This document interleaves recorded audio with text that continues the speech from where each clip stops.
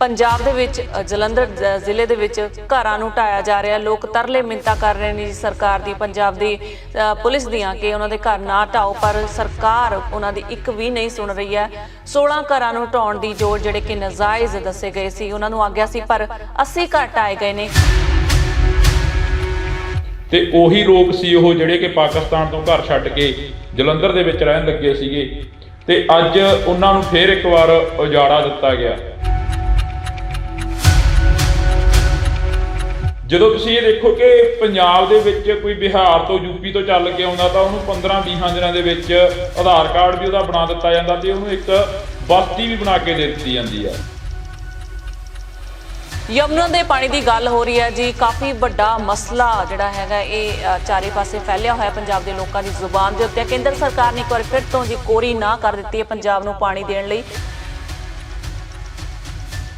ਜਦੋਂ ਅੱਜ ਤੋਂ 15-20 ਸਾਲ ਪਹਿਲਾਂ ਦੀ ਅਸੀਂ ਗੱਲ ਕਰਦੇ ਹਾਂ ਤਾਂ 15-20 ਸਾਲ ਪਹਿਲਾਂ ਕੀ ਹੁੰਦਾ ਸੀ ਕਿ ਨਲਕਿਆਂ ਦੇ ਵਿੱਚੋਂ ਪਾਣੀ ਨਿਕਲਦਾ ਸੀ, ਵਾਟਰ ਬਾਕਸ ਹੁੰਦੇ ਸੀ, ਉਹਨਾਂ ਦੇ ਵਿੱਚੋਂ ਟੂਟੀਆਂ ਲੱਗਦੀਆਂ ਸੀ ਤੇ ਕੱਸੀਆਂ ਦਾ ਨਹਿਰਾਂ ਦਾ ਪਾਣੀ ਜਿਹੜਾ ਕਿ ਖੇਤਾਂ ਨੂੰ ਲੱਗਦਾ ਸੀ। ਪਰ ਅੱਜ ਕੀ ਆ, ਅੱਜ ਹਰ ਇੱਕ ਘਰ ਦੇ ਵਿੱਚ ਮੋਟਰ ਆ ਤੇ ਪਾਣੀ ਆ ਜਿਹੜਾ 700-400 ਫੁੱਟ ਤੇ ਜਿਹੜਾ ਚਲਾਇਆ ਗਿਆ ਹੈਗਾ।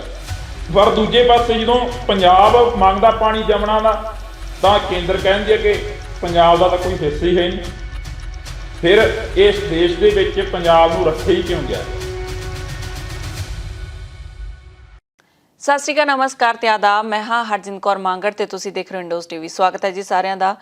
ਪੰਜਾਬ ਦੀ ਸਮੀਖਿਆ ਕਰਦੇ ਹਾਂ ਜੀ ਤੇ ਇਹਨਾਂ ਵਿਚਾਰ ਚਰਚਾ ਕਰਨ ਲਈ ਸਾਡੇ ਨਾਲ ਜੁੜ ਚੁੱਕੇ ਨੇ ਜੀ ਸਾਡੇ ਸਹਿਯੋਗੀ ਹਰਜਿੰਦਰ ਸਿੰਘ ਢਿੱਲੋਂ, ਜੋ ਕਿ ਪੰਜਾਬ ਸਟੂਡੀਓ ਦੇ ਵਿੱਚ ਮੌਜੂਦ ਨੇ। ਪਹਿਲਾਂ ਕਰਦੇ ਹਾਂ ਜੀ ਉਹਨਾਂ ਦਾ ਸਵਾਗਤ। ਹਰਜਿੰਦਰ ਜੀ ਸਤਿ ਸ਼੍ਰੀ ਅਕਾਲ ਜੀ। ਜੀ ਬਹੁਤ ਬਹੁਤ ਧੰਨਵਾਦ ਜੀ। ਸਾਰੇ ਦਰਸ਼ਕਾਂ ਨੂੰ ਪਿਆਰ ਭਰੀ ਸਤਿ ਸ਼੍ਰੀ ਅਕਾਲ ਜੀ। ਪੰਜਾਬ ਦੇ ਵਿੱਚ ਮੌਸਮ ਕਿੰਨਾ ਕੁ ਚੇਂਜ ਹੋ ਚੁੱਕਿਆ ਹਰਜਿੰਦਰ ਜੀ? ਕੀ ਸਰਦੀ ਦਾ ਮੌਸਮ ਆ ਚੁੱਕਿਆ ਪੂਰੀ ਤਰ੍ਹਾਂ? ਸਰਦੀ ਦਾ ਮੌਸਮ ਪੂਰੀ ਤਰ੍ਹਾਂ ਆ ਚੁੱਕਿਆ ਹੈਗਾ। ਜਿਵੇਂ ਕਿ ਠੰਡੀਆਂ ਹਵਾਵਾਂ ਚੱਲਦੀਆਂ ਨੇ ਥੋੜੀਆਂ ਬਹੁਤੀਆਂ ਤੇ ਬਾਕੀ ਜਦੋਂ ਸਵੇਰੇ ਉੱਠ ਕੇ ਦੇਖਦੇ ਹਾਂ ਥੋੜਾ ਬਹੁਤਾ ਕੋਹਰਾ ਵੀ ਜੰਮਿਆ ਦਿਖਦਾ ਗਾ, ਤਾਂ ਕਾਫੀ ਜਿਹੜਾ ਕਿ ਮੌਸਮ ਆ ਵਧੀਆ ਦੇਖਣ ਨੂੰ ਮਿਲਦਾ ਗਾ। ਕੈਨੇਡਾ ਅਮਰੀਕਾ ਹੀ ਲੱਗਦਾ ਇੱਥੇ ਵੀ ਹੁਣ ਤਾਂ ਵਧੀਆ ਗਾ ਮੌਸਮ, ਠੀਕ ਆ ਜੀ। ਕਰਦੇ ਹਾਂ ਜੀ ਪੰਜਾਬ ਦੀਆਂ ਖਬਰਾਂ ਦੀ ਸਮੀਖਿਆ। ਜਿਹੜੀ ਖਬਰ ਬਹੁਤ ਹੀ ਜ਼ਿਆਦਾ ਤੂਲ ਫੜ ਰਹੀ ਹੈ ਉਹ ਇਹ ਖਬਰ ਹੈ ਜੀ, ਪੰਜਾਬ ਦੇ ਵਿੱਚ ਜਲੰਧਰ ਜ਼ਿਲ੍ਹੇ ਦੇ ਵਿੱਚ ਘਰਾਂ ਨੂੰ ਢਾਇਆ ਜਾ ਰਿਹਾ। ਲੋਕ ਤਰਲੇ ਮਿੰਨਤਾਂ ਕਰ ਰਹੇ ਨੇ ਜੀ ਸਰਕਾਰ ਦੀ, ਪੰਜਾਬ ਦੀ ਪੁਲਿਸ ਦੀਆਂ ਕਿ ਉਹਨਾਂ ਦੇ ਘਰ ਨਾ ਢਾਓ, ਪਰ ਸਰਕਾਰ ਉਹਨਾਂ ਦੀ ਇੱਕ ਵੀ ਨਹੀਂ ਸੁਣ ਰਹੀ ਹੈ। 16 ਘਰਾਂ ਨੂੰ ਢਾਉਣ ਦੀ ਜੋੜ ਜਿਹੜੇ ਕਿ ਨਾਜਾਇਜ਼ ਦੱਸੇ ਗਏ ਸੀ, ਉਹਨਾਂ ਨੂੰ ਆਗਿਆ ਸੀ, ਪਰ 80 ਘਰ ਢਾਏ ਗਏ ਨੇ। ਕੀ ਹੈ ਪੂਰਾ ਮਾਮਲਾ ਜੀ? ਜੇ ਪੰਜਾਬ ਦੀ ਗੱਲ ਕਰਦੇ ਹਾਂ, ਪੰਜਾਬ ਸ਼ਾਇਦ ਫੇਰ ਉਜਾੜੇ ਵੱਲ ਵੱਧ ਰਿਹਾ। ਜਿੱਦਾਂ ਕਿ ਅਸੀਂ ਉਹ ਘਰਾਂ ਦੀ ਗੱਲ ਕਰੀ ਆ, ਜਦੋਂ ਅਸੀਂ ਇੱਕ ਕਿਤਾਬ ਪੜ੍ਹਦੇ ਹਾਂ ਪੰਜਾਬ ਦਾ ਉਜਾੜਾ, ਤਾਂ ਉਹਦੇ ਵਿੱਚ ਕਾਫੀ ਕੁਛ ਲਿਖਿਆ ਹੋਇਆ ਹੈਗਾ। ਸੋਹਣ ਸਿੰਘ ਸੀਤਲ ਦੀ ਲਿਖੀ ਹੋਈ ਹੈ ਕਿਤਾਬ ਉਹ, ਕਿ ਕਿਵੇਂ ਲੋਕ ਆਪਣੇ ਘਰ ਛੱਡ ਕੇ 47 ਤੋਂ ਪਹਿਲਾਂ ਪਾਕਿਸਤਾਨ ਤੋਂ ਆਏ ਸੀ ਤੇ ਉੱਜੜ ਕੇ ਆਏ ਸੀ, ਤੇ ਉਹੀ ਲੋਕ ਸੀ ਉਹ ਜਿਹੜੇ ਕਿ ਪਾਕਿਸਤਾਨ ਤੋਂ ਘਰ ਛੱਡ ਕੇ ਜਲੰਧਰ ਦੇ ਵਿੱਚ ਰਹਿਣ ਲੱਗੇ ਸੀਗੇ ਤੇ ਅੱਜ ਉਹਨਾਂ ਨੂੰ ਫੇਰ ਇੱਕ ਵਾਰ ਉਜਾੜਾ ਦਿੱਤਾ ਗਿਆ। ਪੰਜਾਬ ਉੱਜੜਦਾ ਰਿਹਾ, ਵੱਸਦਾ ਰਿਹਾ, ਪਰ ਜਿਹੜਾ ਇਹ ਉਜਾੜਾ ਇਹ ਇੱਕ ਵੱਖਰਾ ਹੀ ਉਜਾੜਾ ਕਹਿ ਸਕਦੇ ਹਾਂ। ਆਪ ਦੇ ਬੈਰੀ ਹੋ ਗਏ ਨੇ। ਜਦੋਂ ਤੁਸੀਂ ਇਹ ਦੇਖੋ ਕਿ ਪੰਜਾਬ ਦੇ ਵਿੱਚ ਕੋਈ ਬਿਹਾਰ ਤੋਂ ਯੂਪੀ ਤੋਂ ਚੱਲ ਕੇ ਆਉਂਦਾ ਤਾਂ ਉਹਨੂੰ 15-20 ਦਿਨਾਂ ਦੇ ਵਿੱਚ ਆਧਾਰ ਕਾਰਡ ਵੀ ਉਹਦਾ ਬਣਾ ਦਿੱਤਾ ਜਾਂਦਾ ਤੇ ਉਹਨੂੰ ਇੱਕ ਬਸਤੀ ਵੀ ਬਣਾ ਕੇ ਦੇ ਦਿੱਤੀ ਜਾਂਦੀ ਆ। ਆਖਿਰ ਇੱਥੇ ਸਰਕਾਰ ਨੂੰ ਇੱਕ ਬਹੁਤ ਵੱਡਾ ਚੈਲੰਜ ਆ ਤੇ ਸਵਾਲ ਆ ਕਿ ਸਰਕਾਰੀ ਜਿਹੜੇ ਲੋਕ ਨੇ ਤੁਹਾਡੇ ਆਪਣੇ ਨੇ, ਇਹਨਾਂ ਤੋਂ ਹੀ ਤੁਸੀਂ ਵੋਟਾਂ ਲਿੱਤੀਆਂ ਨੇ, ਇਹਨਾਂ ਨੂੰ ਹੀ ਤੁਸੀਂ ਕਿਹਾ ਸੀ ਕਿ ਅਸੀਂ ਤੁਹਾਨੂੰ ਬਦਲਾਅ ਕਰਕੇ ਦੇਵਾਂਗੇ। ਫਿਰ ਬਦਲਾਅ ਕਿਸ ਤਰ੍ਹਾਂ ਦਾ?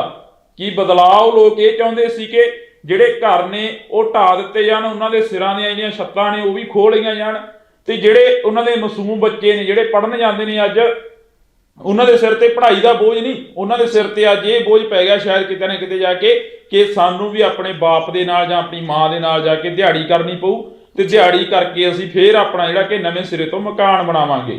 ਜਿਹੜੀ ਸਰਕਾਰ ਕਹਿੰਦੀ ਸੀ ਅਸੀਂ ਗਰੰਟੀਆਂ ਪੂਰੀਆਂ ਕਰਾਂਗੇ, ਸ਼ਾਇਦ ਉਹਦੇ ਵਿੱਚ ਇੱਕ ਗਰੰਟੀ ਇਹ ਵੀ ਸੀ ਕਿ ਤੁਹਾਡੇ ਜਿਹੜੇ ਕਬਜ਼ੇ ਨੇ ਉਹ ਅਸੀਂ ਛਡਾ ਦਿਆਂਗੇ, ਤੁਹਾਡੇ ਜਿਹੜੇ ਘਰ ਨੇ ਉਹ ਅਸੀਂ ਢਾਹ ਦਿਆਂਗੇ।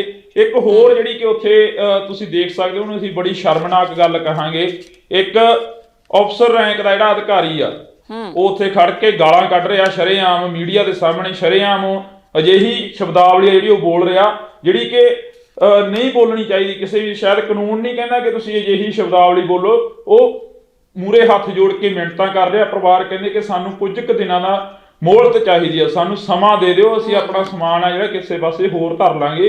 ਸਾਡੀ ਚੌਥੀ ਪੀੜ੍ਹੀ ਹੋ ਗਈ ਇੱਥੇ ਬੈਠਿਆਂ ਨੂੰ। ਪਰ ਉਹ ਜਿਹੜਾ ਆਫੀਸਰ ਸੀਗਾ ਸ਼ਾਇਦ ਜਾਂ ਤਾਂ ਉਹਨੂੰ ਆਪਣੀ ਅਫਸਰਸ਼ਾਹੀ ਦਾ ਨਸ਼ਾ ਸੀਗਾ ਕਿ ਬਸ ਮੈਂ ਜੋ ਹੈਗਾ ਮੈਂ ਹੀ ਆ, ਮੈਨੂੰ ਕਹਿਤਾ ਸਰਕਾਰ ਨੇ ਤਾਂ ਮੈਂ ਹੀ ਪੰਜਾਬ ਦਾ ਸ਼ਾਇਦ ਮੁੱਖ ਮੰਤਰੀ ਆ ਤੇ ਮੈਂ ਹੀ ਕਰਤਾ ਧਰਤਾ, ਮੈਂ ਇਹਨਾਂ ਦੇ ਘਰ ਆ ਜਿਹੜੇ ਉਹ ਚੱਕ ਕੇ ਪਾਸੇ ਕਰ ਦਿਆਂਗਾ ਤੇ ਇਹਨਾਂ ਨੂੰ ਗਾਲ ਦੁੱਪੜ ਜੋ ਵੀ ਕਰਾਂਗਾ ਤੇ ਇਹਨਾਂ ਦੇ ਲਈ ਸਭ ਕੁਝ ਸਹਿੰਦਾ ਹੀ ਹੋਏਗਾ ਜੋ ਵੀ ਮੈਂ ਬੋਲਾਂਗਾ ਆਪਣੀ ਇਸ ਜਵਾਨ ਦੇ ਵਿੱਚੋਂ। ਪਰ ਬਹੁਤ ਮੰਦਭਾਗੀ ਗੱਲ ਆ ਗਈ ਕਿ ਉਹਨਾਂ ਲੋਕਾਂ ਦੇ ਘਰ ਢਾਹ ਦਿੱਤੇ ਨੇ। ਇੱਥੇ ਇੱਕ ਸਵਾਲ ਹੋਰ ਖੜਾ ਹੁੰਦਾ ਹਰਜਿੰਦਰ ਜੀ, ਇੱਥੇ ਇੱਕ ਸਵਾਲ ਹੋਰ ਖੜਾ ਹੁੰਦਾ। ਉਹ ਸਵਾਲ ਕੀ ਆ?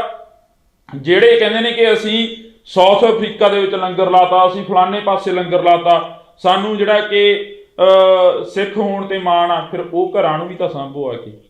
ਉਹ ਘਰਾਂ ਦੀ ਆਵਾਜ਼ ਹਲੇ ਤੱਕ ਸ਼ਾਇਦ ਕਿਸੇ ਨੇ ਨਹੀਂ ਚੁੱਕੀ ਹੈਗੀ, ਕਿਸੇ ਨੇ ਜਾ ਕੇ ਉਹਨਾਂ ਦੀ ਕੋਈ ਕਾਰਵਾਈ ਜਾਂ ਗੱਲਬਾਤ ਨਹੀਂ ਕਰੀ ਹੈਗੀ। ਉਹ ਜਿਹੜੇ ਆਪਣੇ ਆਪ ਨੂੰ NGO ਵਗੈਰਾ ਕਹਾਉਂਦੇ ਨੇ, ਜਿਹੜੇ ਆਪਣੇ ਆਪ ਨੂੰ ਕਹਿੰਦੇ ਨੇ ਕਿ ਅਸੀਂ ਤਾਂ ਵੱਡੇ ਦੇਸ਼ਾਂ ਦੇ ਵਿੱਚ ਜਾ ਕੇ ਲੰਗਰ ਲਾਉਣੇ ਆ, ਅਸੀਂ ਤਾਂ ਵੱਡੇ ਦੇਸ਼ਾਂ ਨੂੰ ਸੰਭਾਲਦੇ ਆ, ਅਸੀਂ ਤਾਂ ਉਹ ਲੋਕਾਂ ਨੂੰ ਸੰਭਾਲਦੇ ਆ, ਫਿਰ ਉਹਨਾਂ ਲੋਕਾਂ ਨੂੰ ਕੌਣ ਸੰਭਾਲੂਗਾ ਜਿਹੜਾ ਪੰਜਾਬ ਦੇ ਵਿੱਚ ਵਾਪਰ ਰਿਹਾ ਜੀ। ਬਿਲਕੁਲ ਮਾੜੀ ਮੰਦਭਾਗੀ ਖਬਰ ਹੈ ਜੀ ਇਹ ਕਿ ਆਪਣੇ ਹੀ ਲੋਕਾਂ ਨੂੰ ਕੱਢਿਆ ਜਾ ਰਿਹਾ ਤੇ ਬਿਹਾਰ ਦੇ ਆਏ ਲੋਕਾਂ ਨੂੰ ਬਸਤੀਆਂ ਬਣਾ ਕੇ ਦਿੱਤੀਆਂ ਜਾ ਰਹੀਆਂ। ਇਸ ਵੱਲ ਮੁੱਖ ਮੰਤਰੀ ਭਗਵੰਤ ਮਾਨ ਜੀ ਨੂੰ ਖਾਸ ਤੌਰ ਤੇ ਵਿਸ਼ੇਸ਼ ਧਿਆਨ ਦੇਣਾ ਚਾਹੀਦਾ ਜੀ ਕਿ ਲੋਕਾਂ ਨੂੰ ਬੇਘਰ ਨਾ ਕਰਨ, ਉਹਨਾਂ ਦੀ ਥੋੜੀ ਤਰਾਸ਼ਦੀ ਨੂੰ ਸਮਝਣ। ਵਧਦੇ ਹਾਂ ਜੀ ਅਗਲੀ ਖਬਰ ਵੱਲ। ਯਮੁਨਾ ਦੇ ਪਾਣੀ ਦੀ ਗੱਲ ਹੋ ਰਹੀ ਹੈ ਜੀ। ਕਾਫੀ ਵੱਡਾ ਮਸਲਾ ਜਿਹੜਾ ਹੈਗਾ ਇਹ ਚਾਰੇ ਪਾਸੇ ਫੈਲਿਆ ਹੋਇਆ ਪੰਜਾਬ ਦੇ ਲੋਕਾਂ ਦੀ ਜ਼ੁਬਾਨ ਦੇ ਉੱਤੇ। ਕੇਂਦਰ ਸਰਕਾਰ ਨੇ ਇੱਕ ਵਾਰ ਫਿਰ ਤੋਂ ਜੀ ਕੋਰੀ ਨਾ ਕਰ ਦਿੱਤੀ ਹੈ ਪੰਜਾਬ ਨੂੰ ਪਾਣੀ ਦੇਣ ਲਈ। ਇਸ ਤੋਂ ਪਹਿਲਾਂ ਵੀ ਬਹੁਤ ਵਾਰੀ ਮੰਗ ਪੱਤਰ ਲਿਖੇ ਗਏ ਨੇ ਜੀ ਬਿਲਕੁਲ ਪਾਣੀਆਂ ਦਾ ਮੁੱਦਾ ਪੰਜਾਬ ਦੇ ਲਈ ਹਮੇਸ਼ਾ ਹੀ ਚਿੰਤਾ ਦਾ ਵਿਸ਼ਾ ਬਣਿਆ ਰਿਹਾ ਹੈਗਾ। ਜੇ ਅਸੀਂ ਪਾਣੀਆਂ ਦੇ ਮੁੱਦੇ ਦੀ ਗੱਲ ਕਰਦੇ ਹਾਂ ਤਾਂ ਪਾਣੀਆਂ ਦਾ ਮੁੱਦਾ ਪੰਜਾਬ ਦੇ ਹੀ ਪਾਣੀ ਲੁੱਟੇ ਜਾ ਰਹੇ ਨੇ। ਜਦੋਂ ਅੱਜ ਤੋਂ 15-20 ਸਾਲ ਪਹਿਲਾਂ ਦੀ ਅਸੀਂ ਗੱਲ ਕਰਦੇ ਹਾਂ ਤਾਂ 15-20 ਸਾਲ ਪਹਿਲਾਂ ਕੀ ਹੁੰਦਾ ਸੀ ਕਿ ਨਲਕਿਆਂ ਦੇ ਵਿੱਚੋਂ ਪਾਣੀ ਨਿਕਲਦਾ ਸੀ, ਵਾਟਰ ਬਾਕਸ ਹੁੰਦੇ ਸੀ ਉਹਨਾਂ ਦੇ ਵਿੱਚੋਂ ਟੂਟੀਆਂ ਲੱਗਦੀਆਂ ਸੀ ਤੇ ਕੱਸੀਆਂ ਦਾ ਨਹਿਰਾਂ ਦਾ ਪਾਣੀ ਜਿਹੜਾ ਕਿ ਖੇਤਾਂ ਨੂੰ ਲੱਗਦਾ ਸੀ। ਪਰ ਅੱਜ ਕੀ ਆ, ਅੱਜ ਹਰ ਇੱਕ ਘਰ ਦੇ ਵਿੱਚ ਮੋਟਰ ਆ ਤੇ ਪਾਣੀ ਆ ਜਿਹੜਾ 700-400 ਫੁੱਟ ਤੇ ਜਿਹੜਾ ਚਲਾਇਆ ਗਿਆ ਹੈਗਾ। ਇਹ ਪੰਜਾਬ ਨੂੰ ਉਜਾੜਨ ਦੀਆਂ ਗੱਲਾਂ ਨੇ। ਫੇਰ ਉਹੀ ਗੱਲ ਆ ਜਾਂਦੀ ਹੈ ਹਰਜਿੰਦਰ ਜੀ, ਜਿਵੇਂ ਆਪਾਂ ਪਹਿਲਾਂ ਘਰਾਂ ਦੀ ਗੱਲ ਕਰਕੇ ਹਟੇ ਆ ਕਿ ਪੰਜਾਬ ਨੂੰ ਦੁਬਾਰਾ ਤੋਂ ਫੇਰ ਉਜਾੜਿਆ ਜਾ ਰਿਹਾ। ਪੰਜਾਬ ਨੂੰ ਇਹ ਉਜਾੜਨ ਦੀਆਂ ਗੱਲਾਂ ਨੇ। ਕਿਤੇ ਲੋਕਾਂ ਦੇ ਘਰ ਢਾਹ ਦਿੱਤੇ ਜਾਂਦੇ ਆ, ਕਿਤੇ ਪੰਜਾਬ ਦਾ ਪਾਣੀ ਖੋ ਕੇ ਪੰਜਾਬ ਨੂੰ ਸੋਕੇ ਵੱਲ ਤੁਰਿਆ ਜਾ ਰਿਹਾ ਕਿ ਪੰਜਾਬ ਦੇ ਪੱਲੇ ਹੀ ਨਾ ਕੁਛ ਰਹੇ। ਹੁਣ ਤੁਸੀਂ ਇਹ ਦੇਖੋ, ਪਿਛਲੇ ਦਿਨਾਂ ਦੇ ਦੌਰਾਨ ਹਰਿਆਣੇ ਦੇ ਮੁੱਖ ਮੰਤਰੀ ਸਾਹਿਬ ਦੀ ਤੇ ਪੰਜਾਬ ਦੇ ਮੁੱਖ ਮੰਤਰੀ ਸਾਹਿਬ ਦੀ ਮੀਟਿੰਗ ਹੋਈ ਆ SYL ਨੂੰ ਲੈ ਕੇ, ਸਤਲੁਜ ਜਮਨਾ ਲਿੰਕ, ਜਿਹੜੀ ਕਿ ਨਹਿਰ ਨੂੰ ਰੋਕਣ ਦੇ ਲਈ ਕਾਫੀ ਜਿਹੜੀਆਂ ਕਿ ਸ਼ਹਾਦਤਾਂ ਵੀ ਹੋਈਆਂ ਉਦੋਂ, ਕਾਫੀ ਜਿਹੜੀਆਂ ਕਿ ਮੌਤਾਂ ਵੀ ਹੋਈਆਂ ਉਦੋਂ। ਤੇ ਉਸੇ ਨਹਿਰ ਦੇ ਉੱਪਰ ਇੱਕ ਮੀਟਿੰਗ ਹੁੰਦੀ ਹੈ ਤੇ ਪੰਜਾਬ ਦੇ ਮੁੱਖ ਮੰਤਰੀ ਦਾ ਇੱਕ ਸ਼ਲਾਘਾਯੋਗ ਕਦਮ ਹੁੰਦਾ ਜਿਸ ਨੂੰ ਉਹ ਕਹਿੰਦੇ ਨੇ ਕਿ ਸਾਡੇ ਪੰਜਾਬ ਦੇ ਕੋਲ ਹੋਰ ਕੋਈ ਪਾਣੀ ਨਹੀਂ ਹੈਗਾ। ਪਰ ਦੂਜੇ ਪਾਸੇ ਜਦੋਂ ਪੰਜਾਬ ਮੰਗਦਾ ਪਾਣੀ ਜਮਨਾ ਦਾ ਤਾਂ ਕੇਂਦਰ ਕਹਿੰਦੀ ਹੈ ਕਿ ਪੰਜਾਬ ਦਾ ਤਾਂ ਕੋਈ ਹਿੱਸਾ ਹੀ ਹੈ ਨਹੀਂ। ਫਿਰ ਇਸ ਦੇਸ਼ ਦੇ ਵਿੱਚ ਪੰਜਾਬ ਨੂੰ ਰੱਖਿਆ ਹੀ ਕਿਉਂ ਗਿਆ? ਉਹੀ ਗੱਲ ਹੋ ਗਈ, ਤਾਂ ਉਹ ਕਹਾਵਤ ਹੋ ਗਈ ਕਿ ਡੰਡੇ ਖਾਣ ਨੂੰ ਖਿੱਲਾਂ ਖਾਣ ਨੂੰ ਬਾਂਦਰੀ ਤੇ ਡੰਡੇ ਖਾਣ ਨੂੰ ਰਿਛ।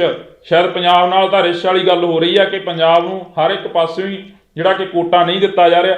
ਹੁਣ ਤੁਸੀਂ ਇਹ ਡੇਟਾਂ ਦੇਖੋ, ਜਿਹੜੇ ਜਲ ਵਿਭਾਗ ਦੇ ਜਿਹੜੇ ਪੰਜਾਬ ਦੇ ਪ੍ਰਿੰਸੀਪਲ ਸਕੱਤਰ ਆ ਕ੍ਰਿਸ਼ਨ ਕੁਮਾਰ ਜੀ, ਜਿਹੜੇ ਉਹਨਾਂ ਨੇ ਡੇਟਾਂ ਦਿੱਤੀਆਂ ਸੀਗੀਆਂ। ਪਹਿਲੀ ਜਿਹੜੀ ਕਿ ਚਿੱਠੀ ਲਿਖੀ ਸੀ 11 ਨਵੰਬਰ ਨੂੰ ਲਿਖੀ ਸੀਗੀ ਕੇਂਦਰ ਸਰਕਾਰ ਨੂੰ, ਜਿਹੜਾ ਪੱਤਰ ਲਿਖਿਆ ਸੀ ਕਿ ਸਾਨੂੰ ਪਾਣੀ ਆ ਜਿਹੜਾ ਉਹ ਜਮਨਾ ਦਾ ਚਾਹੀਦਾ ਜੀ। ਤੇ ਫਿਰ ਉਸ ਤੋਂ ਬਾਅਦ 18 ਨਵੰਬਰ ਨੂੰ ਲਿਖਿਆ ਗਿਆ ਇੱਕ ਪੱਤਰ, ਉਸ ਦੇ ਵਿੱਚ ਵੀ ਕਿਹਾ ਗਿਆ ਕਿ ਸਾਨੂੰ ਭਾਈ ਜਿਹੜਾ ਪਾਣੀ ਆ ਪੰਜਾਬ ਦੇ ਕੋਲ ਪਾਣੀ ਪਹਿਲਾਂ 7 ਦਰਿਆ ਹੁੰਦੇ ਸੀ, ਫਿਰ 5 ਰਹਿ ਗਏ ਤੇ ਫਿਰ 5 ਤੋਂ 2.5 ਰਹਿ ਗਏ ਜਦੋਂ ਪਾਕਿਸਤਾਨ ਬਣ ਗਿਆ ਜੀ। ਫਿਰ 18 ਨਵੰਬਰ ਨੂੰ ਇਹ ਚਿੱਠੀ ਲਿਖੀ ਗਈ, ਫਿਰ ਵੀ ਕੋਈ ਜਵਾਬ ਨਹੀਂ ਆਇਆ ਜੀ ਉਹਦਾ। ਫਿਰ 30 ਨਵੰਬਰ ਨੂੰ ਇਹ ਚਿੱਠੀ ਲਿਖੀ ਗਈ, ਫਿਰ ਵੀ ਕੋਈ ਜਵਾਬ ਨਹੀਂ ਆਇਆ ਉਹਦਾ। ਇਹ ਬੜੀ ਜਿਹੜੀ ਕਿ ਇੱਕ ਆਪਾਂ ਕਹਿ ਸਕਦੇ ਹਾਂ ਕਿ ਪੰਜਾਬ ਦੇ ਨਾਲ ਅਣਹੋਣੀ ਹੋ ਰਹੀ ਆ ਜੀ। ਫਿਰ ਉਸ ਤੋਂ ਬਾਅਦ 15 ਨਵੰਬਰ ਨੂੰ ਹੋਈ ਮੀਟਿੰਗ ਵਿੱਚ ਸਾਰਦਾ ਜਮਨਾ ਲਿੰਕ ਪ੍ਰੋਜੈਕਟ ਚੋਂ ਪੰਜਾਬ ਨੂੰ ਪਾਣੀ ਦੇਣ ਤੋਂ ਅਸਮਰੱਥ ਜ਼ਾਹਰ ਕੀਤਾ ਗਿਆ ਕਿ ਜਿਹੜਾ ਪੰਜਾਬ ਦਾ ਹਿੱਸਾ ਹੈਗਾ ਉਹ ਤਾਂ ਸਾਡੇ ਵਿੱਚ ਹੈ ਹੀ ਨਹੀਂ, ਜਮਨਾ ਤੋਂ ਅਸੀਂ ਪਾਣੀ ਦੇ ਹੀ ਨਹੀਂ ਸਕਦੇ ਪੰਜਾਬ ਨੂੰ। ਇਹ ਜਿਹੜਾ ਕਿ ਕਾਫੀ ਵੱਡੀ ਖਬਰ ਬਣਦੀ ਨਜ਼ਰ ਆ ਰਹੀ ਹੈ, ਹਨਾ। ਫਿਰ 1 ਦਸੰਬਰ ਨੂੰ ਜਿਹੜੀ ਕਿ ਕੇਂਦਰ ਦੀ ਵਿਕਾਸ ਏਜੰਸੀ ਹੈ, ਉਹਨਾਂ ਨੇ 1 ਦਸੰਬਰ ਨੂੰ ਕੀ ਫੈਸਲਾ ਕੀਤਾ ਸੀਗਾ, ਜਲ ਸਰੋਤ ਵਿਭਾਗ ਨੂੰ ਪੱਤਰ ਲਿਖ ਕੇ ਫੈਸਲੇ ਤੋਂ ਜਾਣੂ ਕਰਾ ਦਿੱਤਾ ਗਿਆ। ਪੰਜਾਬ ਸਰਕਾਰ ਨੇ ਮੰਗ ਕੀਤੀ ਸੀ ਕਿ ਦਰਿਆਵਾਂ ਨੂੰ ਆਪਸੀ ਲਿੰਕ ਕਰਨ ਦੀ ਜੋ ਕੌਮੀ ਯੋਜਨਾ ਬਣ ਰਹੀ ਹੈ ਉਸ ਨੂੰ ਸਾਰਦਾ ਜਮਨਾ ਲਿੰਕ 'ਚ ਪੰਜਾਬ ਨੂੰ ਵੀ ਬਤੌਰ ਲਾਭਪਾਤਰੀ ਸ਼ਾਮਲ ਕੀਤਾ ਜਾਵੇ। ਇਹ ਜਿਹੜਾ 1 ਦਸੰਬਰ ਨੂੰ ਲਿਖਿਆ ਗਿਆ ਸੀਗਾ ਜੀ, ਉਹਦੇ ਵਿੱਚ ਕਹਿੰਦੇ ਕਿ ਵੀ ਜਿਹੜਾ ਪੰਜਾਬ ਆ ਉਹਨੂੰ ਵੀ ਇੱਕ ਲਾਭਪਾਤਰੀ ਹੋਣਾ ਚਾਹੀਦਾ, ਪੰਜਾਬ ਨੂੰ ਵੀ ਹਿੱਸਾ ਮੰਨਿਆ ਜਾਵੇ। ਪਰ ਇਸ ਦੇ ਉੱਪਰ ਕੋਈ ਮੈਨੂੰ ਨਹੀਂ ਲੱਗਦਾ ਕਿ ਪੰਜਾਬ ਨੂੰ ਇਹ ਪਾਣੀ ਦੇਣਗੇ ਜਮਨਾ ਦਾ, ਜਾਂ ਪੰਜਾਬ ਨੂੰ ਸਾਰਦਾ ਜਿਹੜੀ ਜਮਨਾ ਸਾਰਦਾ ਲਿੰਕ ਜਿਹੜੀ ਕਿ ਬਣ ਰਹੀ ਆ ਨਹਿਰ, ਉਹਦਾ ਪਾਣੀ ਮਿਲੂਗਾ। ਪਰ ਜਿਹੜਾ ਪੰਜਾਬ ਆ ਉਹ ਹਮੇਸ਼ਾ ਮਾਰ ਝੱਲਦਾ ਰਿਹਾ, ਬੇਸ਼ੱਕ ਉਹ ਸੋਕੇ ਦੀ ਹੋਵੇ, ਬੇਸ਼ੱਕ ਉਹ ਪਾਣੀਆਂ ਦੀ ਹੋਵੇ, ਬੇਸ਼ੱਕ ਕਿਸੇ ਵੀ ਚੀਜ਼ ਦੀ ਹੋਵੇ। ਤੁਸੀਂ ਇਹ ਦੇਖੋ ਪੰਜਾਬ ਦੇ ਪਾਣੀਆਂ ਦਾ ਮੁੱਦਾ ਬਹੁਤ ਵੱਡਾ ਜੀ। ਪੰਜਾਬ ਜਦੋਂ ਹੜ੍ਹ ਆਉਂਦੇ ਨੇ ਉਦੋਂ ਪੰਜਾਬ ਝੱਲਦਾ ਉਹਦੀ ਹਿੱਕ ਦੇ ਉੱਪਰ। ਪੰਜਾਬ ਦੇ ਜਿਹੜੇ ਜ਼ਮੀਨ ਜਾਂ ਜ਼ਿਮੀਂਦਾਰ ਨੇ ਜਿਹੜੇ ਉਹ ਮਾਰੇ ਜਾਂਦੇ ਨੇ, ਪੰਜਾਬ ਦੀਆਂ ਜ਼ਮੀਨਾਂ ਉੱਜੜ ਜਾਂਦੀਆਂ ਨੇ ਜਦੋਂ ਹੜ੍ਹ ਆਉਂਦੇ ਨੇ। ਤੇ ਜਦੋਂ ਪੰਜਾਬ ਦੇ ਵਿੱਚ ਪਾਣੀ ਫਾਲਤੂ ਹੁੰਦਾ ਉਦੋਂ ਹਰਿਆਣਾ ਵੀ ਕਹਿੰਦਾ ਵੀ ਸਾਨੂੰ ਨਹੀਂ ਲੋੜ, ਉਦੋਂ ਰਾਜਸਥਾਨ ਵੀ ਕਹਿੰਦਾ ਵੀ ਸਾਨੂੰ ਨਹੀਂ ਲੋੜ। ਤੇ ਜਿਹੜਾ ਪੰਜਾਬ ਆ ਉਹ ਆਪਣੇ ਵਿੱਚ ਹੀ ਸਮੋ ਕੇ ਰੱਖਦਾ, ਕਿਉਂਕਿ ਜ਼ਿਮੀਂਦਾਰਾਂ ਦੀਆਂ ਫਸਲਾਂ ਵੀ ਉੱਜੜਦੀਆਂ ਨੇ, ਘਰ ਵੀ ਉੱਜੜਦੇ ਨੇ, ਬੜਾ ਕੁਛ ਜਿਹੜਾ ਕਿ ਪੰਜਾਬ ਆਪਣੀ ਹਿੱਕ ਦੇ ਉੱਪਰ ਝੱਲਦਾ ਗਾ ਉਸ ਵਾਸਤੇ ਜਦੋਂ ਹੜ੍ਹ ਆਉਂਦੇ ਨੇ। ਤੇ ਫਿਰ ਉਦੋਂ ਕਿਉਂ ਨਹੀਂ ਕੇਂਦਰ ਸਰਕਾਰ ਜਾਂ ਉਦੋਂ ਕਿਉਂ ਨਹੀਂ ਹਰਿਆਣਾ ਸਰਕਾਰ ਆ ਕੇ ਕਹਿੰਦੀ ਵੀ ਭਾਈ ਸਾਡੇ ਵੱਲ ਨੂੰ ਤੋਰ ਦਿਓ ਪਾਣੀ, ਅਸੀਂ ਝੱਲਣ ਨੂੰ ਤਿਆਰ ਆਂ। ਇਹ ਬੜਾ ਜਿਹੜਾ ਕਿ ਮੁੱਦਾ ਗਾ, ਗੰਭੀਰ ਮੁੱਦਾ, ਇਹ ਸ਼ਾਇਦ ਕਦੇ ਹੱਲ ਨਹੀਂ ਹੋਣਾ, ਕਿਉਂਕਿ ਪੰਜਾਬ ਨੂੰ ਹਮੇਸ਼ਾ ਉਜਾੜੇ ਵੱਲ ਤੋਰਿਆ ਜਾ ਰਿਹਾ। ਉਹ ਬੇਸ਼ੱਕ ਕੋਈ ਵੀ ਸਰਕਾਰ ਆ ਜੇ, ਪੰਜਾਬ ਦੀ ਕਿਸੇ ਨੇ ਹਜੇ ਤੱਕ ਬਾਂਹ ਨਹੀਂ ਫੜੀ ਤੇ ਪੰਜਾਬ ਉਸੇ ਭੱਠੀ ਦੇ ਵਿੱਚ ਧੁਖਦਾ ਰਹੂਗਾ ਜਿਹੜੀ ਭੱਠੀ ਦੇ ਵਿੱਚ ਅੱਜ ਤੋਂ 100 ਸਾਲ ਪਹਿਲਾਂ ਧੁਖਦਾ ਰਿਹਾ ਪੰਜਾਬ। ਜੀ ਗੱਲ ਕਰਦੇ ਹਾਂ ਜੀ ਕਿਸਾਨਾਂ ਦੀ। ਕਿਸਾਨਾਂ ਵੱਲੋਂ ਜਿਹੜੀਆਂ ਮੰਗਾਂ ਕੇਂਦਰ ਸਰਕਾਰ ਨੂੰ ਕਹੀਆਂ ਗਈਆਂ ਸਨ ਤੇ ਕੇਂਦਰ ਸਰਕਾਰ ਨੇ ਮੰਨੀਆਂ ਸਨ, ਪਰ ਉਸ ਨੂੰ ਅਜੇ ਤੱਕ ਲਾਗੂ ਨਹੀਂ ਕੀਤਾ ਗਿਆ, ਜਿਸ ਕਰਕੇ ਕਿਸਾਨਾਂ ਨੇ ਕੇਂਦਰ ਦੇ ਵੱਡੇ ਅਫਸਰਾਂ ਦਾ, ਮੰਤਰੀਆਂ ਦਾ ਘਿਰਾਓ ਕਰਨ ਦੀ ਚੇਤਾਵਨੀ ਦਿੱਤੀ ਹੈ। ਉਹਨਾਂ ਨੇ ਸਾਰੇ ਸਟੇਟਸ ਨੂੰ ਪੱਤਰ ਵੀ ਲਿਖ ਦਿੱਤੇ ਨੇ ਜੀ ਕਿ ਅਸੀਂ ਕਿਸੇ ਵੀ ਸਮੇਂ ਅਸੀਂ ਵੱਡੇ ਅੰਦੋਲਨ ਦੀ, ਵੱਡੇ ਜਿਹੜੇ ਕਿਸਾਨਾਂ ਦੇ ਇਕੱਠ ਦੀ, ਉੱਥੇ ਜਿਵੇਂ ਪਿਛਲੀ ਵਾਰ ਸਿੰਘੂ ਟਿੱਕਰੀ ਬਾਰਡਰ ਦੇ ਉੱਤੇ ਲਗਾਇਆ ਸੀ, ਉਸੇ ਤਰੀਕੇ ਦੇ ਨਾਲ ਫਿਰ ਤੋਂ ਉਹ ਜਿਹੜਾ ਆਵਾਜ਼ ਨੂੰ ਬੁਲੰਦ ਕਰਨਗੇ ਤੇ ਮੋਰਚੇ ਲਗਾਉਣਗੇ ਜੇਕਰ ਉਹਨਾਂ ਦੀਆਂ ਮੰਗਾਂ ਨਾ ਮੰਨੀਆਂ ਗਈਆਂ। ਤੁਸੀਂ ਇਹ ਦੇਖੋ ਨਾ ਕਿ ਮੰਗਾਂ ਦੀ ਗੱਲ ਕਰੀਏ ਕਿਸਾਨਾਂ ਨੇ, ਚੰਗੀ ਗੱਲ ਆ ਕਿ ਮੰਗਾਂ ਮਨਵਾਉਣੀਆਂ ਚਾਹੀਦੀਆਂ, ਪਰ ਉਦੋਂ ਕੀ ਹੋਇਆ ਸੀਗਾ ਜਦੋਂ ਫਤਿਹ ਦੇ ਮਾਰਚ ਕਰਦੇ ਇਹ ਪੰਜਾਬ ਨੂੰ ਭੱਜ ਆਏ ਸੀ। ਇਹ ਸਵਾਲ ਤਾਂ ਕਿਸਾਨ ਆਗੂਆਂ ਦੇ ਉੱਪਰ ਖੜਾ ਹੁੰਦਾ ਨਾ, ਜਦੋਂ ਆ ਕੇ ਪੰਜਾਬ ਦੇ ਵਿੱਚ ਕੀ ਇਹ ਉੱਥੇ ਥੱਕ ਗਏ ਸੀ ਜਾਂ ਅੱਕ ਗਏ ਸੀ ਬੈਠੇ ਕਿ ਅਸੀਂ ਭਾਈ ਹੁਣ ਦਿੱਲੀ ਦੇ ਵਿੱਚ ਨਹੀਂ ਬੈਠ ਸਕਦੇ, ਅਸੀਂ ਤਾਂ ਪੰਜਾਬ ਚੱਲੇ ਆ, ਸਾਨੂੰ ਤਾਂ ਘਰੇ ਜਵਾਕ ਰੋਂਦੇ ਨੇ, ਉਹ ਉਡੀਕਦੇ ਨੇ। ਇਹ ਕਿਸਾਨ ਆਗੂਆਂ ਦੇ ਉੱਪਰ ਬਹੁਤ ਵੱਡਾ ਸਵਾਲ ਆ ਜਿਹੜਾ ਕਿ ਹਮੇਸ਼ਾ ਸਵਾਲੀਆ ਚਿੰਨ੍ਹ ਦੇ ਰੂਪ ਦੇ ਵਿੱਚ ਹੀ ਇਹਨਾਂ ਦੇ ਸਾਹਮਣੇ ਖੜਾ ਰਹੂਗਾ। ਜਾਂ ਫਿਰ ਇਹ ਸੀਗਾ ਕਿ ਰਾਜੇਵਾਲ ਸਾਹਿਬ ਜਿਨ੍ਹਾਂ ਨੂੰ ਸਾਰੀ ਕਮਾਂਡ ਦਿੱਤੀ ਗਈ ਸੀ ਮੋਰਚੇ ਦੀ, ਉਗਰਾਹਾਂ ਸਾਹਿਬ ਹੋਰੇ ਸਾਰੇ ਚੱਕ ਕੇ ਆਪਦੇ ਉੱਥੋਂ ਟਰੈਕਟਰ ਟਰਾਲੀਆਂ ਤੇ ਇੰਨੀ ਕੁ ਭੱਜਣ ਦੀ ਕਾਹਲੀ ਸੀ ਕਿ ਆ ਕੇ ਪੰਜਾਬ ਦੇ ਵਿੱਚ ਹਾਰ ਪਵਾਲੇ ਗਲਾਂ 'ਚ ਹਾਰ ਪਵਾਉਣ ਤੋਂ ਬਾਅਦ ਫਿਰ ਇਹ ਸ਼ਾਇਦ ਚੰਗੇ ਤਰੀਕੇ ਨਾਲ ਹਰਿਮੰਦਰ ਸਾਹਿਬ, ਜਿੱਥੇ ਆਪਾਂ ਕਹਿੰਦੇ ਵੀ ਜੇ ਸਾਡੀ ਕੋਈ ਮੰਗ ਪੂਰੀ ਹੁੰਦੀ ਹੈ ਜਾਂ ਸਾਡਾ ਕੁਝ ਵੀ ਪੂਰਾ ਹੁੰਦਾ ਤਾਂ ਅਸੀਂ ਉੱਥੇ ਜਾ ਕੇ ਮੱਥਾ ਟੇਕਦੇ ਹਾਂ, ਸਤਿਕਾਰ ਕਰਦੇ ਹਾਂ। ਇਹਨਾਂ ਨੇ ਤਾਂ ਇਹ ਕਰਿਆ ਸੀਗਾ ਜੇ ਅਸੀਂ ਫਤਿਹ ਮਾਰਚ ਦੇ ਵਿੱਚ ਸੀਗੇ ਉਦੋਂ ਇਹਨਾਂ ਨੇ ਤਾਂ ਇਹ ਕਰਿਆ ਸੀ ਕਿ ਜਿਹੜਾ ਗੁਰੂ ਗ੍ਰੰਥ ਸਾਹਿਬ ਦੀ ਪਾਲਕੀ ਸੀ ਉਹ ਵੀ ਪਿੱਛੇ ਛੱਡ ਆਏ ਸੀ, ਆਪਣੀਆਂ ਗੱਡੀਆਂ ਦੇ ਵਿੱਚ ਬੈਠ ਕੇ ਪੰਜਾਬ ਵੱਲ ਨੂੰ ਦੌੜ ਲਏ ਤੇ ਕਹਿੰਦੇ ਕਿ ਪੰਜਾਬ ਦੇ ਵਿੱਚ ਪਤਾ ਨਹੀਂ ਕੀ ਵੰਡੀ ਦਾ। ਆਉਂਦਿਆਂ ਹੀ ਇਹਨਾਂ ਨੇ ਕੇਜਰੀਵਾਲ ਸਾਹਿਬ ਦੇ ਨਾਲ ਮੀਟਿੰਗਾਂ ਸ਼ੁਰੂ ਕਰਤੀਆਂ, ਹੋਰ ਸਿਆਸੀ ਪਾਰਟੀਆਂ ਨਾਲ ਮੀਟਿੰਗਾਂ ਸ਼ੁਰੂ ਕਰਤੀਆਂ ਤੇ ਕੁਝ ਕੁ ਜਿਹੜੀਆਂ ਜਥੇਬੰਦੀਆਂ ਸੀ ਉਹ ਗੈਰ ਸਿਆਸੀ ਹੋ ਕੇ ਰਹਿ ਗਈਆਂ। ਜਿਹੜੀਆਂ ਗੈਰ ਸਿਆਸੀ ਜਥੇਬੰਦੀਆਂ ਸੀ ਉਹਨਾਂ ਦੇ ਵਿੱਚੋਂ ਸਿੱਧੂਪੁਰ ਜਿਹੜੀ ਜਥੇਬੰਦੀ ਆ ਉਹ ਇਹ ਕਹਿੰਦੀ ਨਜ਼ਰ ਆਉਂਦੀ ਆ, ਹਮੇਸ਼ਾ ਹੀ ਉਹ ਪਿਛਲੇ ਦਿਨੀ ਡੱਲੇਵਾਲ ਸਾਹਿਬ ਭੁੱਖ ਹੜਤਾਲ ਤੇ ਹੀ ਬੈਠੇ ਰਹੇ ਕਿ ਕਿਸਾਨਾਂ ਦੀਆਂ ਜਿਹੜੀਆਂ ਮੰਗਾਂ ਨੇ ਉਹ ਪੂਰੀਆਂ ਕੀਤੀਆਂ ਜਾਣ। ਤੇ ਸ਼ਾਇਦ ਹੁਣ ਵੀ ਜਿਹੜਾ ਕਿ ਹੋਕਾ ਦਿੱਤਾ ਗਿਆ ਸੀ ਉਹ ਡੱਲੇਵਾਲ ਸਾਹਿਬ ਦੇ ਵੱਲੋਂ ਹੀ ਸੀ ਕਿ 11 ਦਸੰਬਰ ਨੂੰ ਭਾਈ ਅਸੀਂ ਫੇਰ ਸਿੰਘੂ ਬਾਰਡਰ ਤੇ ਆ ਰਹੇ ਹਾਂ, ਜੇਕਰ ਸਾਡੀਆਂ ਮੰਗਾਂ ਨਾ ਮੰਨੀਆਂ ਗਈਆਂ ਅਸੀਂ 11 ਦਸੰਬਰ ਨੂੰ ਫੇਰ ਸਿੰਘੂ ਬਾਰਡਰ, ਟਿੱਕਰੀ ਬਾਰਡਰ ਪਹਿਲਾਂ ਦੀ ਤਰ੍ਹਾਂ ਜਾਮ ਕਰ ਦਿਆਂਗੇ, ਸਾਡੀਆਂ ਮੰਗਾਂ ਮੰਨੀਆਂ ਜਾਣ। ਕੱਲ ਕਿਉਂਕਿ 11 ਤਰੀਕ ਸੀ, ਕੱਲ ਸਾਰੇ ਕਿਸਾਨ ਪੰਜਾਬ ਤੋਂ ਗਏ ਨੇ, ਪਰ ਜਿਹੜੀਆਂ ਹਲੇ ਤੱਕ ਖਬਰਾਂ ਜਾਂ ਸੁਰਖੀਆਂ ਬਣੀਆਂ ਹੋਈਆਂ ਨੇ ਉਹ ਇਹ ਕਹਿੰਦੀਆਂ ਨੇ ਕਿ ਕਿਸਾਨ ਉੱਥੇ ਸਾਲਗਿਰਾਹ ਮਨਾਉਣ ਗਏ ਸੀ। ਸਾਲਗਿਰਾਹ ਕਾਹਦੀ ਮਨਾਉਣ ਗਏ ਸੀ? ਕਹਿੰਦੇ ਵੀ ਜਿਹੜੇ ਉੱਥੇ ਸ਼ਹੀਦ ਹੋ ਗਏ, ਜਿਹੜੇ ਉੱਥੇ ਕਿਸਾਨੀ ਅੰਦੋਲਨ ਦੇ ਵਿੱਚ ਮਰ ਗਏ, ਉਹਨਾਂ ਦੀ ਜਿਹੜੀ ਕਿ ਇੱਕ ਸ਼ਰਧਾਂਜਲੀ ਦੇਣ ਗਏ ਸੀ ਉਹਨਾਂ ਨੂੰ, ਉਹਨਾਂ ਦੇ ਯਾਦ ਮਨਾਉਣ ਗਏ ਸੀ ਸਿੰਘੂ ਬਾਰਡਰ ਤੇ। ਪਰ ਇੱਥੇ ਸਵਾਲ ਰਾਜੇਵਾਲ ਸਾਹਿਬ ਵਰਗਿਆਂ ਦੇ ਉੱਪਰ ਖੜੇ ਹੁੰਦੇ ਨੇ ਕਿ ਰਾਜੇਵਾਲ ਸਾਹਿਬ ਤੁਸੀਂ ਸ਼ਾਇਦ ਤੁਹਾਨੂੰ ਉਦੋਂ ਲਾਲਚ ਸੀਗਾ ਕਿ ਇਲੈਕਸ਼ਨ ਆਉਣ ਵਾਲੇ ਨੇ 2022 ਦੇ ਤੇ ਅਸੀਂ ਸੱਤਾ ਦੇ ਵਿੱਚ ਚਲੇ ਜਾਵਾਂਗੇ, ਇਲੈਕਸ਼ਨਾਂ ਦੇ ਵਿੱਚ ਖੜੇ ਹੋ ਗਏ ਅਨੁਸਾਰ। ਕੀ ਸਵਾਲ ਇਹ ਵੀ ਆ ਕਿ ਲੋਕ ਇਹਨਾਂ ਦੇ ਉੱਪਰ ਹੁਣ ਦੁਬਾਰਾ ਯਕੀਨ ਕਰਨਗੇ, ਦੁਬਾਰਾ ਨੌਜਵਾਨੀ ਇਹਨਾਂ ਦੇ ਉੱਪਰ ਵਿਸ਼ਵਾਸ ਕਰੂਗੀ? ਇਹ ਸਵਾਲ ਬਹੁਤ ਵੱਡੇ ਨੇ। ਇਹ ਜਿਹੜੇ ਕਿਸਾਨ ਜਥੇਬੰਦੀਆਂ ਆਪਣੇ ਆਪ ਨੂੰ ਉਸ ਵਕਤ ਮੁੱਖ ਮੰਤਰੀ ਦੇ ਅਹੁਦੇ ਦੇ ਵਿੱਚ ਦੇਖਣ ਲੱਗ ਗਏ ਸੀ ਜਾਂ ਪ੍ਰਧਾਨ ਮੰਤਰੀ ਦੇ ਅਹੁਦੇ ਦੇ ਵਿੱਚ ਦੇਖਣ ਲੱਗ ਗਏ ਰੂਪ ਦੇ ਵਿੱਚ, ਤਾਂ ਲੋਕਾਂ ਨੇ ਉਹਦੇ ਇਹਨਾਂ ਦੇ ਉੱਪਰ ਸਵਾਲ ਖੜੇ ਕਰਨੇ ਸ਼ੁਰੂ ਕਰਤੇ ਸੀ ਕਿ ਅਸੀਂ ਭਾਈ ਉੱਥੇ 2-2 ਸਾਲ ਬੈਠੇ ਰਹੇ ਆ, ਅਸੀਂ ਉੱਥੇ ਤੰਬੂਆਂ ਦੇ ਵਿੱਚ ਆਪਣੀਆਂ ਰਾਤਾਂ ਗੁਜ਼ਾਰੀਆਂ ਨੇ, ਠੰਡ ਪੈਂਦੀ ਦੇ ਵਿੱਚ ਅਸੀਂ ਉੱਥੇ ਰਹੇ ਆ, ਗਰਮੀ ਪੈਂਦੀ ਦੇ ਵਿੱਚ ਅਸੀਂ ਤੁਹਾਡਾ ਸਾਥ ਦਿੱਤਾ, ਤੇ ਤੁਸੀਂ ਆਉਂਦਿਆਂ ਸਾਰੀ ਇਲੈਕਸ਼ਨਾਂ ਦੀ ਗੱਲ ਕਰਨ ਲੱਗ ਗਏ, ਤੇ ਆਉਂਦਿਆਂ ਸਾਰੀ ਫਿਰ ਇਹਨਾਂ ਨੇ ਜ਼ਮਾਨਤਾਂ ਵੀ ਜ਼ਬਤ ਕਰਾ ਲਈਆਂ।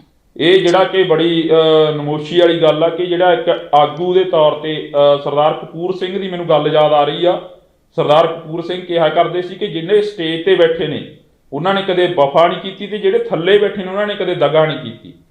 ਗੱਲ ਵੀ ਉਹੀ ਹੋਈ ਆ, ਜਦੋਂ ਪੰਜਾਬ ਦੇ ਵਿੱਚ ਬੜੇ ਤਾਂ ਸਟੇਜ ਤੇ ਬੈਠਣ ਵਾਲਿਆਂ ਨੇ ਪੰਜਾਬ ਦੇ ਨਾਲ ਫੇਰ ਉਹੀ ਗੱਲ ਕਰੀ ਕਿ ਆਉਂਦੇ ਹੀ ਜਿਹੜੇ ਸਿਆਸੀ ਪਾਰਟੀਆਂ ਦਾ ਵਿਰੋਧ ਕਰਦੇ ਸੀ ਖੁਦ ਇੱਕ ਸਿਆਸੀ ਪਾਰਟੀ ਬਣ ਕੇ ਨਿਕਲੇ ਨੇ, ਤੇ ਜਿਹੜੇ ਥੱਲੇ ਬੈਠੇ ਸੀ ਉਹਨਾਂ ਨੇ ਕਦੇ ਵੀ ਦਗਾ ਨਹੀਂ ਕੀਤੀ, ਉਹਨਾਂ ਨੇ ਇਹਨਾਂ ਦਾ ਸਾਥ ਹੀ ਦਿੱਤਾ ਸੀ ਹਮੇਸ਼ਾ ਦੀ ਤਰ੍ਹਾਂ।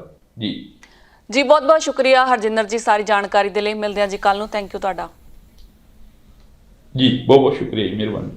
ਦਰਸ਼ਕੋ, ਸਮਾਂ ਚੱਲਿਆ ਤੁਹਾਡੇ ਤੋਂ ਵੀ ਇਜਾਜ਼ਤ ਲੈਣ ਦਾ। ਨਵੀਆਂ ਤੇ ਤਾਜ਼ਾ ਖਬਰਾਂ ਲਈ ਦੇਖਦੇ ਰਹੋ ਇੰਡਸਟਰੀ ਆਸਟ੍ਰੇਲੀਆ। ਧੰਨਵਾਦ।